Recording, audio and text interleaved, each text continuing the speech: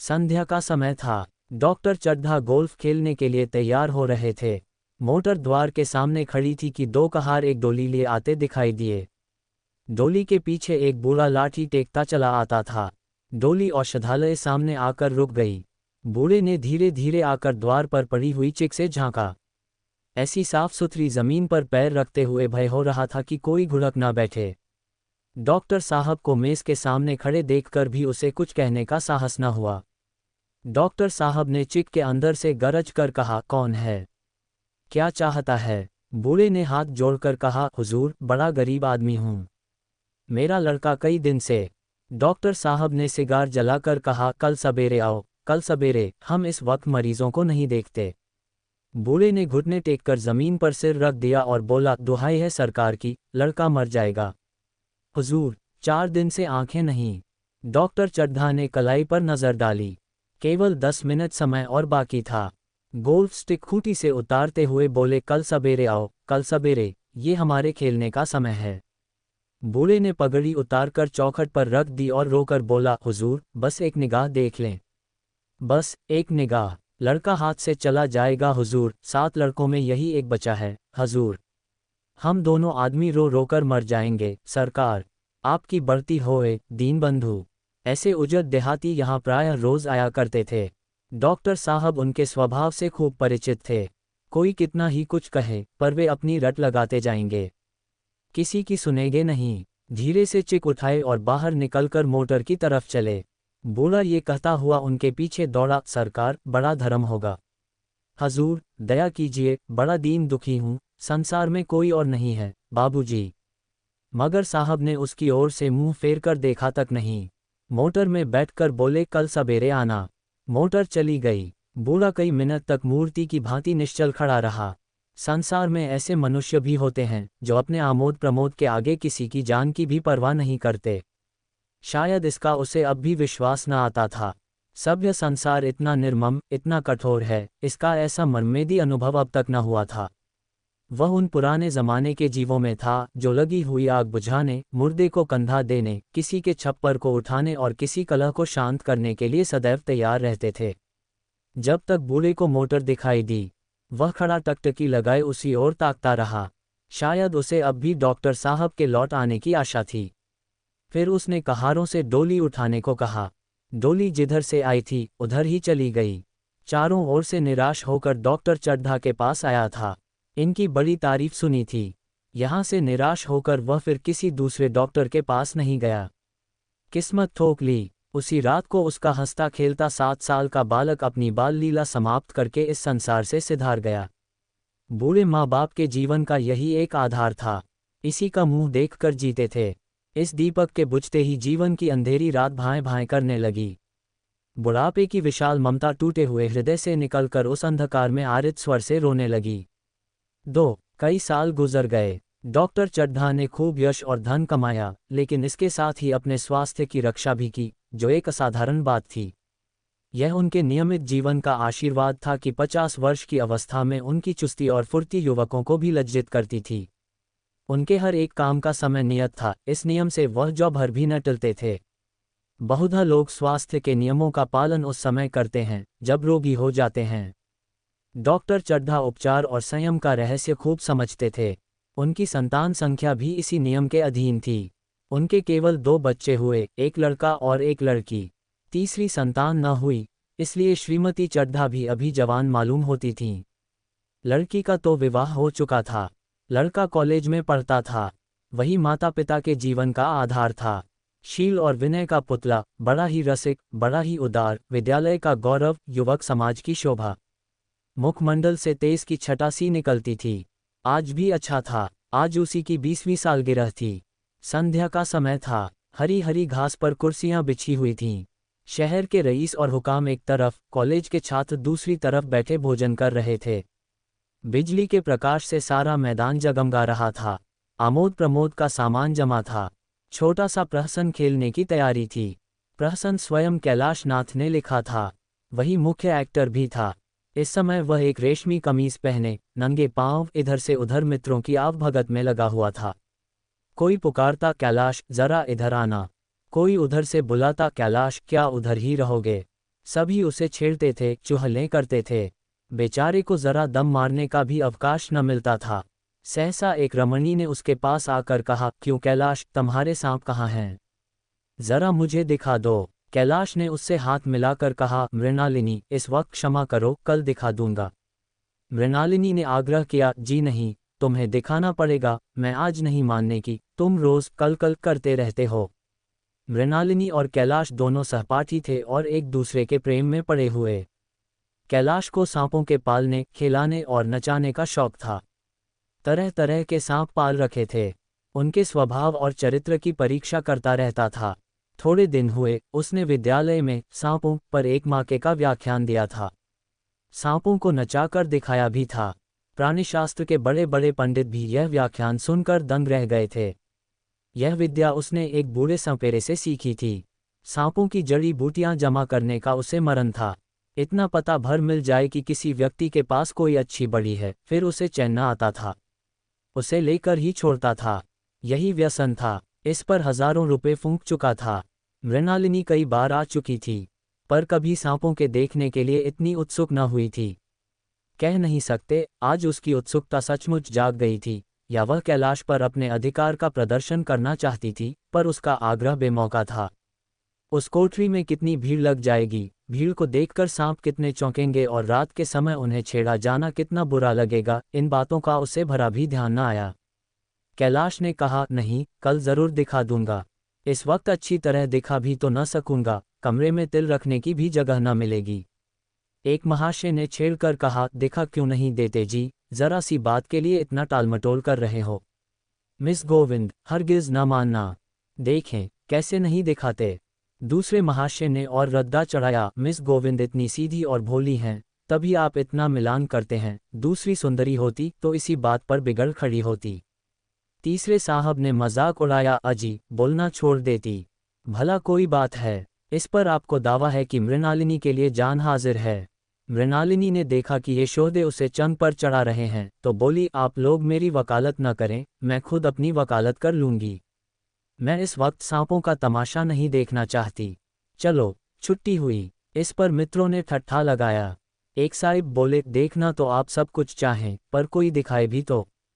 कैलाश को मृणालिनी की झांपी हुई सूरत देखकर मालूम हुआ कि इस वक्त उसका इनकार वास्तव में उसे बुरा लगा है।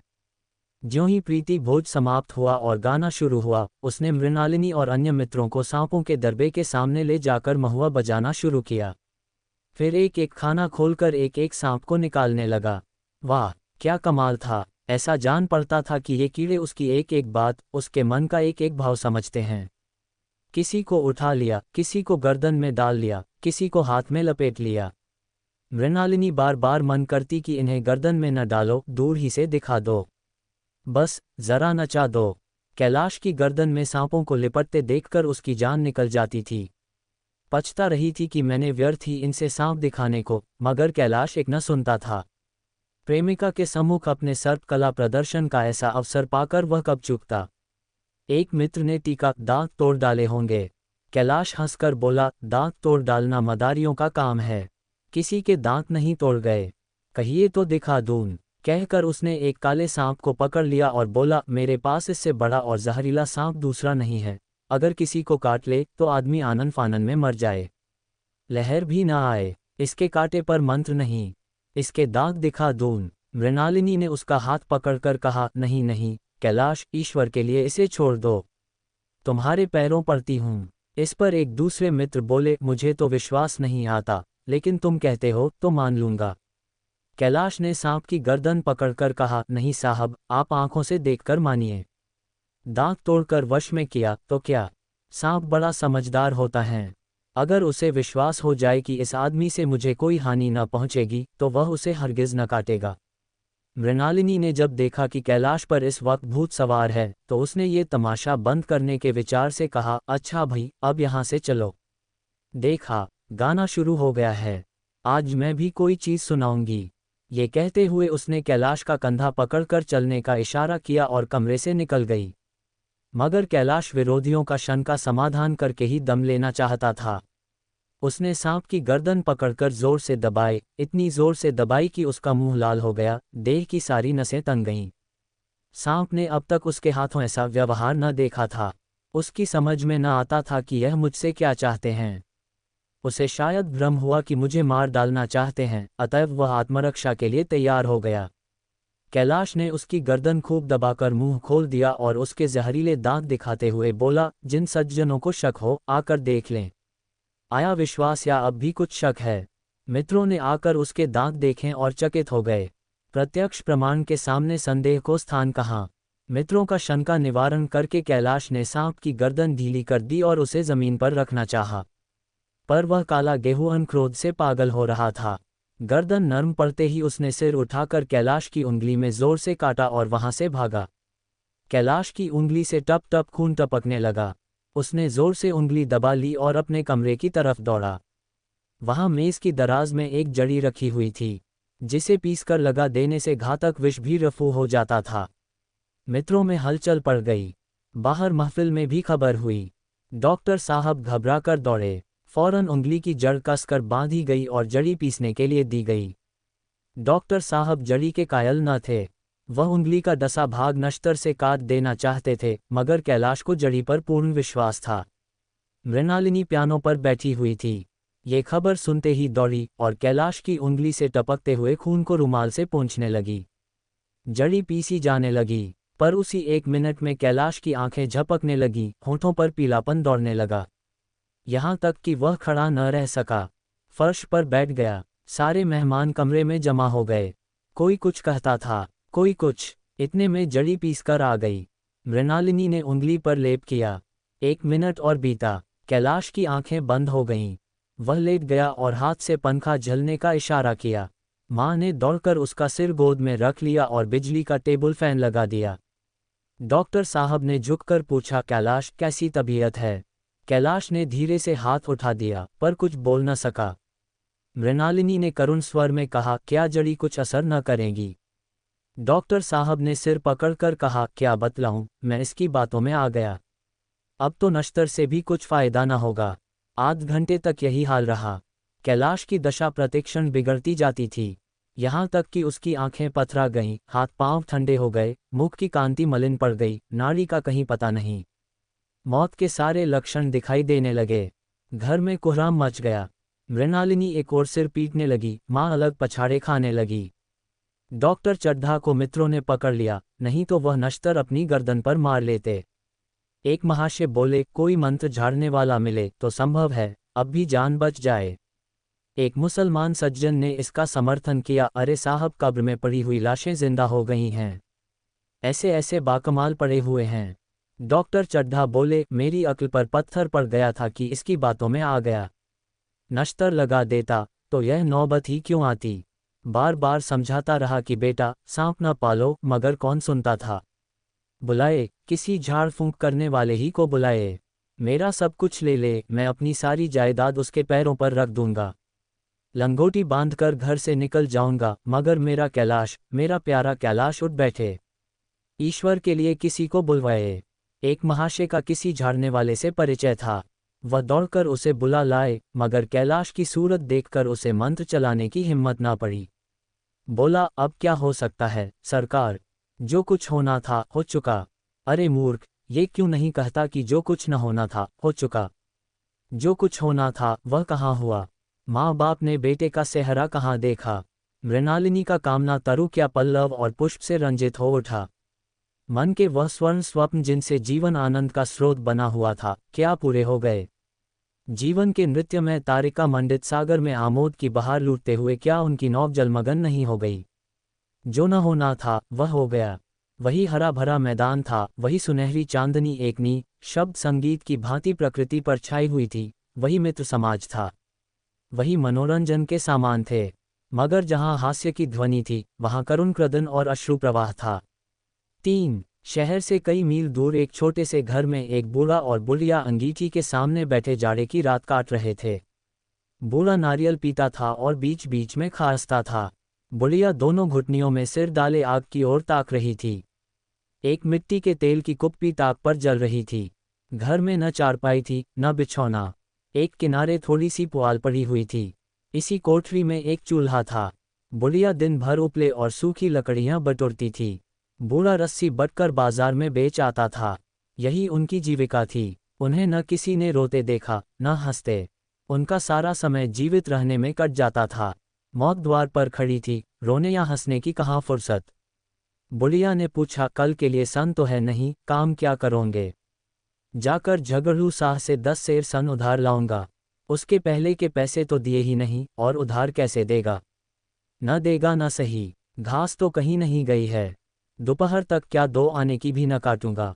इतने में एक आदमी ने द्वार पर आवाज दी, भगत भगत, क्या सो गए? जरा किवाड़ खोलो। भगत ने उठकर किवाड़ खोल दिए। एक आदमी ने अंदर आकर कहा, कुछ सुना? डॉक्टर चड्ढा बाबू के लड़के को सांप ने काट लिया। भगत ने चौंक कर कहा, चड्ढा बाबू के लड़के को? वही चड्ढा बाबू हैं न, जो छावनी में बंगले में रहते हैं? हाँ हाँ वही। शहर में हल्ला मचा हुआ है। जाते हो तो जाओ, आदमी बन जाओगे। बूढ़े ने कठोर भाव से सिर हिलाकर कहा, मैं नहीं जाता।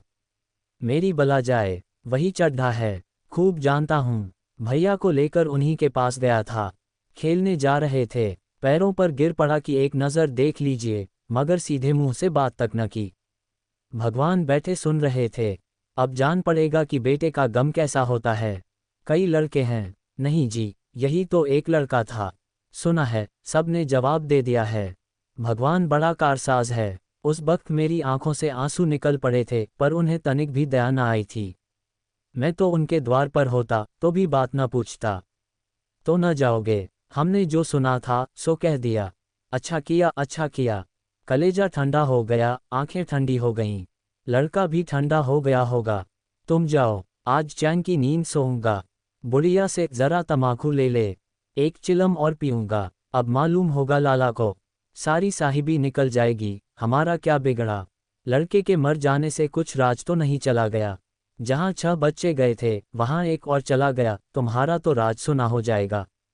उसी के वास्ते सबका गला दबा दबाकर जोड़ा था न। अब क्या करोगे? एक बार देखने जाऊंगा, पर कुछ दिन बाद मिजाज का हाल पूछूंगा। आदमी चला गया। भगत ने किवाड़ बंद कर लिए, तब चिलम पर तमाकू रखकर पीने लगा। बुढ़िया ने कहा, इतनी रात गए जाड़े पाले में कौन जाएगा? अरे, दोपहर ही होता तो मैं न जाता।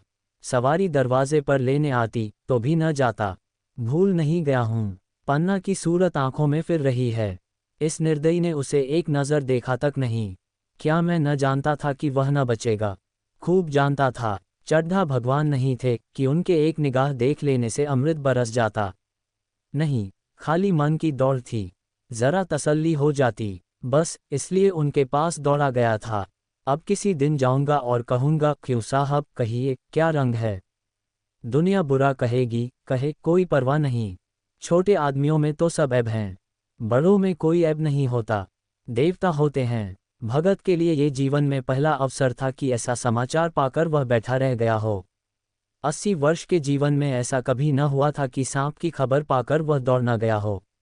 माघ पूस की अंधेरी रात, चैत बैसाख की धूप और लू, सावन भादों की चढ़ी हुई नदी और नाले, किसी की उसने कभी परवाह न की।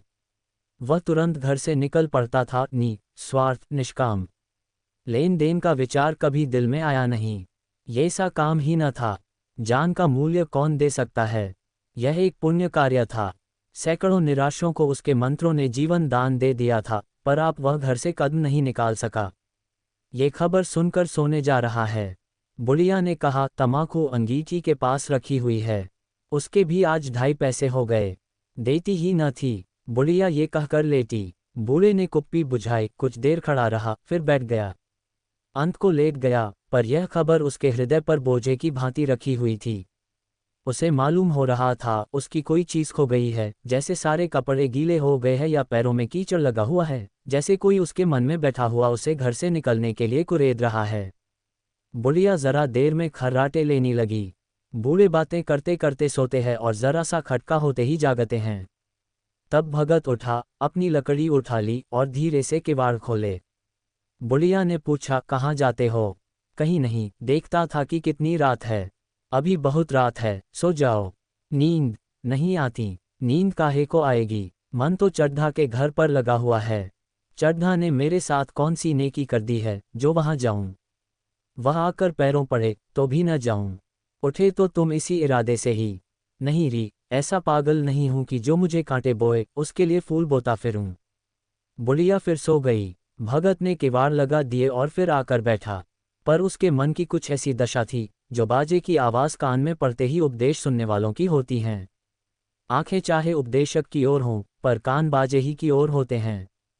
दिल में भी बाजे की ध्वनि गूंजती रहती है। शर्म के मारे जगह से नहीं उठता। निर्दयी प्रतिघात का भाव भगत के लिए उपदेशक था, पर हृदय उस अभागे युवक की ओर था जो इस समय मर रहा था, जिसके लिए एक एक पल का विलंब घातक था। उसने फिर किवाड़ खोले, इतने धीरे से कि बुढ़िया को खबर भी न हुई। बाहर निकल आया। उसी वक्त गांव को चौकीदार गश्त लगा रहा था। बोला, कैसे उठे भगत? आज तो बड़ी सर्दी है, कहीं जा रहे हो क्या? भगत ने कहा, नहीं जी, जाऊंगा कहाँ? देखता था अभी कितनी रात है। भला कई बजे होंगे? चौकीदार बोला, 1 बजा होगा और क्या। अभी थाने से आ रहा था तो डॉक्टर चड्ढा बाबू के बंगले पर बड़ी भड़ लगी हुई थी। उनके लड़के का हाल तो तुमने सुना होगा, कीड़े ने छू लिया है। चाहे मर भी गया हो, तुम चले जाओ तो साइड बच जाए। सुना है इस 1000 तक देने को तैयार हैं। भगत, मैं तो न जाऊं, चाहे वह 10 लाख भी दें। मुझे 10,000 या 10 लाख लेकर करना क्या है? कल मर जाऊंगा, फिर कौन भोगने वाला बैठा हुआ है। चौकीदार चला गया। भगत ने आगे पैर बढ़ाया। जैसे नशे में आदमी की देह अपने काबू में नहीं रहती, पैर कहीं रखता है, पड़ता कहीं है, कहता कुछ है, जबान से निकलता कुछ है, वही हाल इस समय भगत का था। मन में प्रतिकार था, पर कर्म मन के अधीन न था। जिसने कभी तलवार नहीं चलाई, वह इरादा करने पर भी तलवार नहीं चला सकता। उसके हाथ कांपते हैं, उठते ही नहीं। भगत लाठी खटखट करता लपका चला जाता था। चेतना रोकती थी, पर उपचेतना ठेलती थी। सेवक स्वामी पर हावी था। आधी राह निकल जाने के बाद सहसा भगत रुक गया। हिंसा ने क्रिया पर विजय पाई। मैं यूं ही इतनी दूर चला आया। इस जाड़े पाले में मरने की मुझे क्या पड़ी थी? आराम से सोया क्यों नहीं? नींद न आती, न सही 2-4 भजन ही गाता।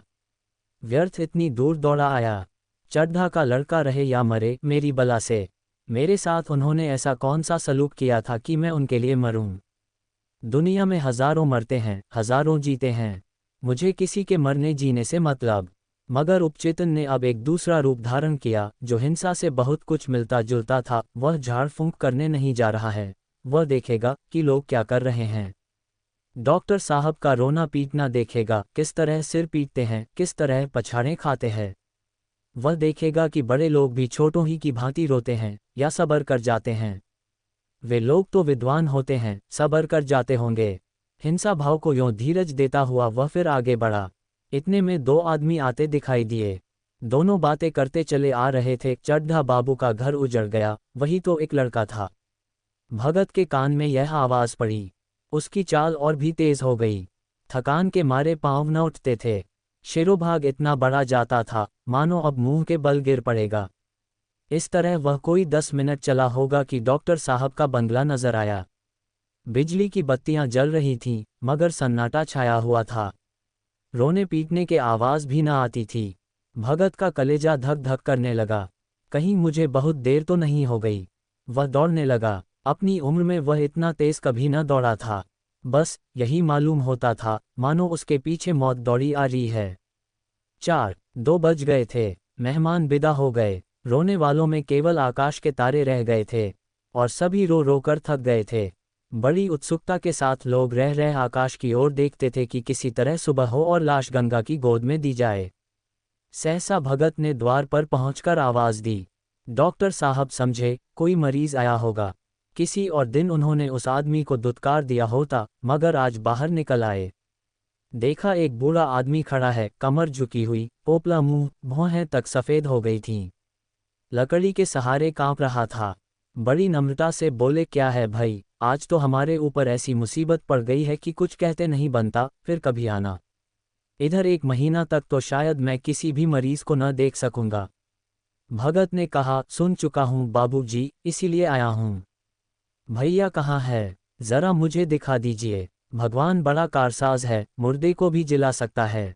कौन जाने अब भी उसे दया आ जाए। चड्ढा ने व्यथित स्वर से कहा, चलो देख लो। मगर 3-4 घंटे हो गए। जो कुछ होना था हो चुका।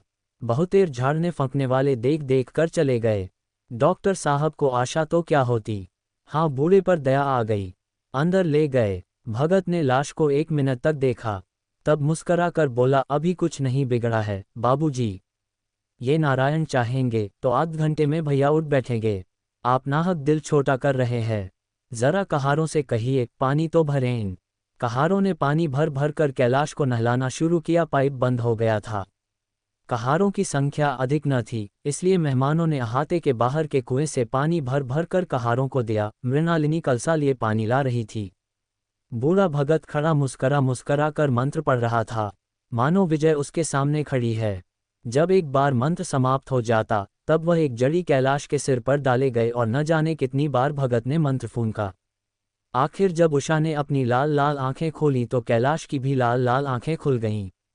एक क्षण में उसने अंगड़ाई ली और पानी पीने को मांगा। डॉक्टर चड्ढा ने दौड़कर नारायणी को गले लगा लिया। नारायणी दौड़कर भगत के पैरों पर गिर पड़ी और मृणालिनी कैलाश के सामने आंखों में आंसू भरे पूछने लगी, अब कैसी तबीयत है। एक क्षण में चारों तरफ खबर फैल गई। मित्रगण मुबारकबाद देने आने लगे। डॉक्टर साहब बड़े श्रद्धा भाव से हर एक के सामने भगत का यश गाते फिरते थे।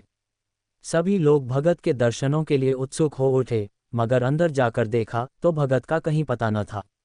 नौकरों ने कहा, अभी तो यहीं बैठे चिलम पी रहे थे।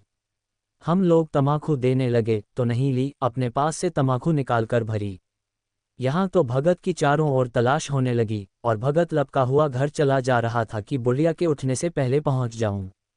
जब मेहमान लोग चले गए तो डॉक्टर साहब ने नारायणी से कहा, बुढ़ा न जाने कहाँ चला गया।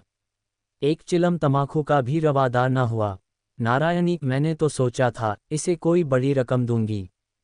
चड्ढा, रात को तो मैंने नहीं पहचाना, पर जरा साफ हो जाने पर पहचान गया। एक बार यह एक मरीज को लेकर आया था। मुझे अब याद आता है कि मैं खेलने जा रहा था और मरीज को देखने से इनकार कर दिया था। आप उस दिन की बात याद करके मुझे जितनी ग्लानि हो रही है उसे प्रकट नहीं कर सकता। मैं उसे अब खोज निकालूंगा और उसके पैरों पर गिरकर अपना अपराध क्षमा कराऊंगा।